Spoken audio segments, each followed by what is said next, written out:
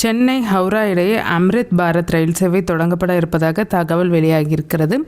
மொத்தம் 1622 கிலோமீட்டர் தூரம் இந்த ரயில் செல்கிறது. இந்த ரயில் எப்போது இயக்கப்படும், மொத்த டிராவல் நேரம் எவ்வளவு, கட்டணம் எவ்வளவு என்பது உள்ளிட்ட தகவல்கள் வெளியாகியுள்ளன. நாடு முழுவதும் 50 அம்ரித் பாரத் ரயில்களை நடப்பு நிதியாண்டில் அறிமுகம் செய்ய ரயில்வே முடிவு செய்துள்ளது. அம்ரித் பாரத் ரயில்களை பொறுத்தவரை சாமானிய பயணிகள் செல்லும் வகையில் மலிவான கட்டணத்தில் அறிமுகம் செய்யப்பட உள்ளனர். மொத்தம் 50 ரயில்கள் அறிமுகம் செய்யப்பட இருக்கும் நிலையில் சென்னைக்கு ஒரு ரயில் இயக்கப்பட உள்ளதாக தகவல் வெளியாகியுள்ளது. மேற்கு வங்க மாநிலம் ஹவுராவில் இருந்து சென்னை சென்ட்ரல் ரயில் நிலையம் வரை இந்த ரயில் இயக்கப்பட உள்ளது. மொத்தம் 1622 கிலோமீட்டர் தூரம் இந்த ரயில் செல்கிறது. ஹவுராவிலிருந்து சென்னைக்கு வர 26 மணி நேரம் ஆகுமாம். விசாகப்பட்டினம் வழியாக இந்த ரயில் இயக்கப்படும் என்று சொல்லப்படுகிறது.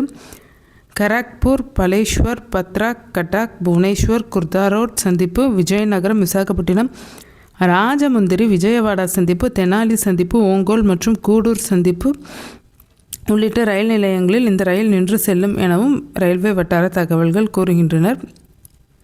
வாரத்திற்கு 2 முறை இந்த ரயில் இயக்கப்படும். அதிகபட்சமாக மணிக்கு 130 கிலோமீட்டர் வேகத்தை இந்த ரயில் எட்டுமாம். இந்த அம்ரித் பாரத் ரயிலில் ஸ்லீப்பர் கிளாஸ் பொது பெட்டிகள் இருக்கும். ஹவுராவிலிருந்து சென்னைக்கு ஸ்லீப்பர் கிளாஸில் ரூபாய் 800 கட்டணமாக இருக்கும்.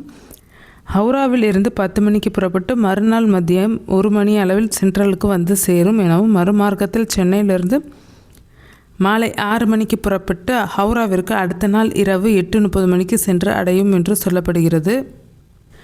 எனினும் ரயில்வே அதிகாரப்பூர்வ அறிவிப்பு வெளியிட்ட பிறகுதான் இதை உறுதி செய்ய முடியும். வடமாநில தொழிலாளர்கள் வெளிமாநிலங்களுக்கு செல்லும் பயணிகளின் வசதியை கருத்தில் கொண்டு இந்த அம்ரித் பாரத் ரயில் இயக்கப்படும் என தெரிகிறது.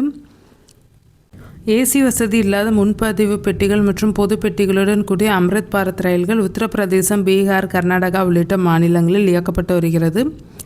பயணிகள் மத்தியில் இந்த ரயில்களுக்கு நல்ல வரவேற்பு உள்ளதால் அதிக வழித்தடங்களில் இந்த அம்ரித் பாரத் ரயில்கள் இயக்கப்பட உள்ளன.